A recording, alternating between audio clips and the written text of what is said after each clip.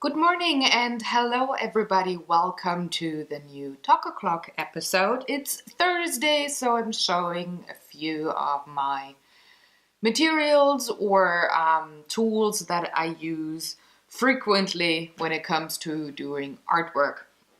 So today it's time for pastels and charcoal. So this was the third medium that I'd ever used when it comes to artwork. First, it was, of course, the things like colored pencils and just graphite pencils. And then, oh no, it was the fourth. I just remember because in school I also had to use watercolors. But in my home setting, I was not doing a lot of watercolors. It was more like colored pencils when I was a kid. And then being late teen, early 20 years old, I went for pastels, tried them. Because I really liked the chalky feel, like the bars or crayons and stuff like that. So I really liked it. And since I knew that they were quite blendable, just by smudging color on a painting. It was, just one of my favorite things. And I'm going to insert a picture here, a photo of the first ever pastel chalk drawing that I made. And you can see here that really for beginners, it's totally simple and easy to have in the end a nice looking photo. And this is a very, very old picture. So let's start off with the ones that I bought. That are Rembrandt's soft half pastels, and they are chalky pastels. So no oil-based pastels, and they come in a set here. You can see I used them quite a bit. Some of them are split in more than two pieces, and I think this is the only one here that I used it. Is there any that I never used? Nope, this has marks as well. Probably not. So it seems I used them all at one point. Yeah, they all have their marks. So I really, really like those. I have to say I used them without water for the first 5 years or 6 years. And only then I discovered that you could blend them with water and have them look like watercolor paintings, but way more vibrant and brilliant in their color. So these sticks here hold a lot of pigment, and it doesn't get sucked into the paper as much as watercolors do, even the very, very good ones. And you don't have the bloom thing going on when you just plot in your color and then go over it with water and have it blend. You don't have the bloomy thing of watercolors, so if you want to avoid that, you'd maybe want to try pastels and combining them with water. Also, you need only, not a lot of liquid there, so the paper will stay a bit more flat and in shape when you paint this on watercolor paper wet, because you just don't apply as much liquid there. So this is actually a technique that I like a lot when it comes to pastels, but I also like just the chalky smudging things, very blurry kind of paintings, but you have to paint them on a certain size. So I don't like using those in the dry fashion when I paint less than 50 by 70 centimeters, I have to say. So I was quite happy with this set here, and you can see it's still pretty much complete. It's I'm not missing any colors. The one that I used most is the white here. This is the stick that is smallest. And this set is from 2001.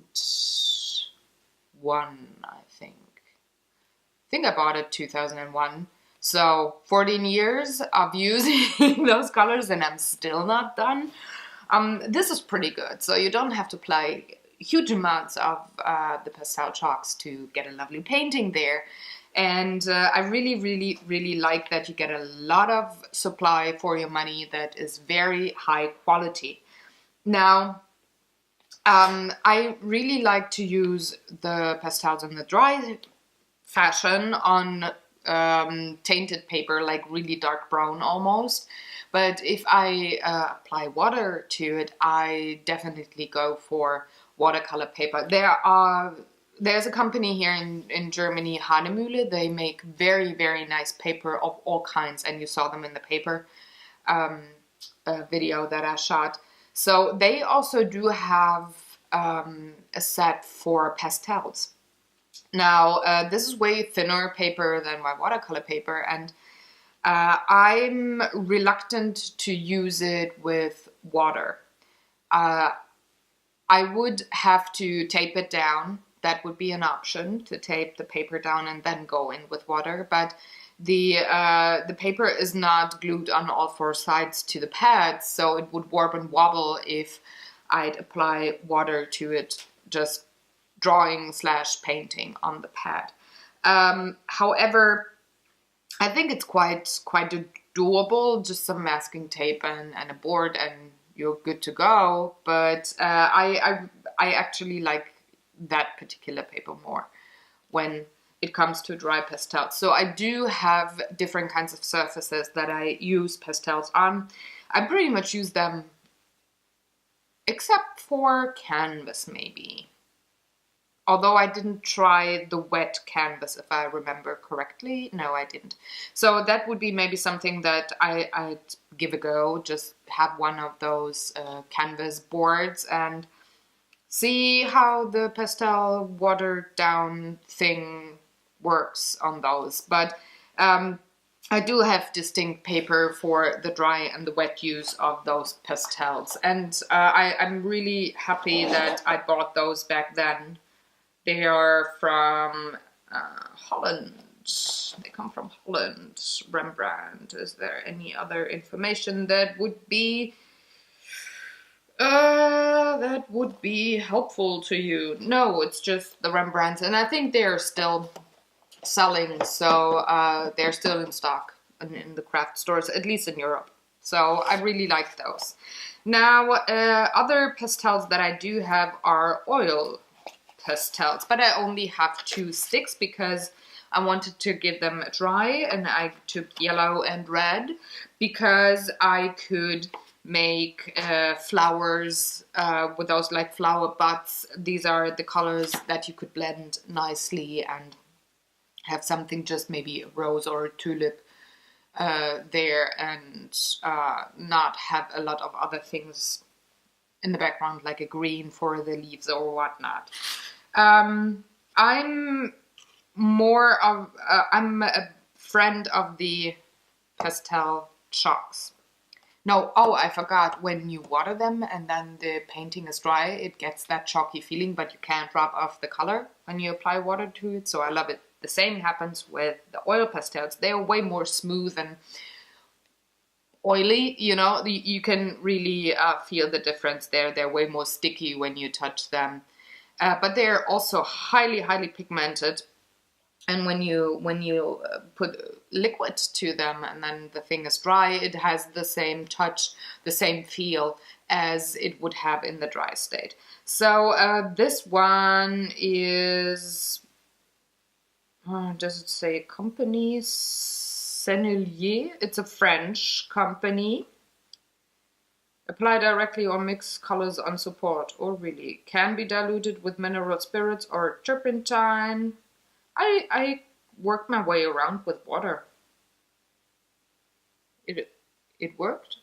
So could be also managed with water. Anyway, I did not buy any more of those sticks here because I like them, but I wasn't falling in love with with the oil pastels. They're lovely quality, really vibrant and great, but I think I liked the chalky pastels more, so I didn't buy any more colors, but I'm using them here and there just to, well, add another medium, maybe in my art journals or any other mixed media painting. They're great for mixed media, I really like them, but I don't want to paint a whole painting with only the oil pastels. However, they're really great and they are worth their money. They're just not to my preference, so I tried some new media there and I didn't fall in love with it, so I didn't buy a whole big set there. Maybe one day, maybe if I retried them now with a whole painting, I might get into them. It's sometimes that it may not be the right time for a certain medium in your career of artwork, but or that you have some other medium that you're so in love with that no other media can stand beside it, you know? Gosh, what's wrong with me? So I just wanted to mention them. Maybe I give them another try and see if I like them more now, but for when I bought them maybe a year after I bought the pastel chalks, so they're also 13 years old and they're in good shape, and yeah, maybe I like them now. I think I should give them another try, maybe soon-ish. The other thing that I bought the same time that I bought the Rembrandts are charcoal pieces, and those are willow charcoals, 5 to 7 millimeter in diameter, and I just gotta take one. This is a small piece, and you can see here, I'm just gonna pick one out. Oh, no, that's a smaller one. You see if I can find one that's like, yeah, all the way down. These are the sticks that are in here, and I still have plenty because I don't use them too much. And you can draw and paint quite a bit with this only small piece here. Now, I really like charcoal. Like I said, when back in the day, before I started using media like the pastels or then acrylics and watercolor and whatnot, I was just a pencil and colored pencil kind of girl. But I really liked charcoal most, even more than pencils, and I really like pencils. So, and when I say pencils, it's graphite pencils, just saying, to not confuse anybody. But I like the charcoal most because, again, you can smudge things, you don't have any harsh lines, you can correct it easily, and not have any, like, dents and lines in your paper when you want to erase something. And I just really liked it. It's so simple, and depending on how much pressure you apply with the charcoals, you can have a light gray, a graphite kind of color, or a real dark black. So this is really awesome. The downside of this particular stick kind of where the charcoals come, you have your fingers dirty, just like with pastels. I don't mind. So maybe I just have a bit of tissue where I hold it or whatnot, or I just have it on my finger, whatever. But I get that if, for example, you just had a nice manicure, you got all the nail polish on there, and the nails look pretty, you're about to go out that night, but you want to do some artwork during the day. The itch has to be scratched, and you just go into your room, art room, get out the charcoal and the paper, and you start drawing. And then, oh, your white manicured fingernails are just ruined just because charcoal gets all over the place. So there's a way and a trick to it, just a solution. And these are also charcoals that are in pencil for. And I really, really like those, like the kind with the wood casing and whatnot. But the particular brand that I do hold here is low quality, so I only do have the soft and the medium pens in my studio, and once in a while I use them, but I don't use them on a whole painting, just maybe for a line here and there when it comes to art journals. Now, the problem with these particular ones is, and I don't even remember where I got them from, but I know that they're like 5 or 6 years old only, and I think I didn't buy them in a craft store.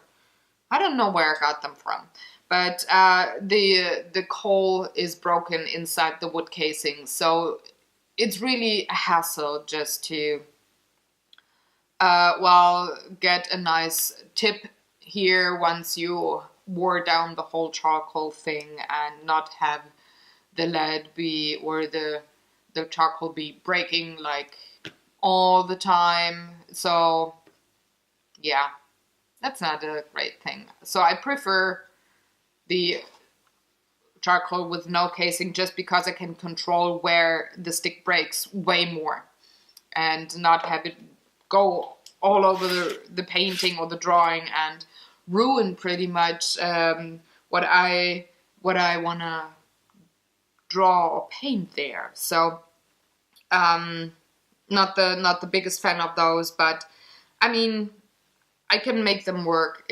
on sketches maybe.